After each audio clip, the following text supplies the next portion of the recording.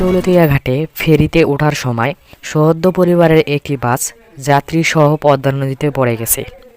এই ঘটনায় অনেকজন প্রাণ হারিয়েছে, কিন্তু কিছুজনকে বাঁচানো গেছে। বিকাল 5টার দিকে এই বাসটি ফেরিতে ওঠার সময় পড়ে যায়। এখন পর্যন্ত 17 জনকে জীবিত বাঁচার চেষ্টা করা হয়েছে, কিন্তু বাকিদের উদ্ধার করা যায়নি। দৌলতদিয়া পুলিশ জানিয়েছেন বাসটিতে মোট 50 জন যাত্রী ছিল।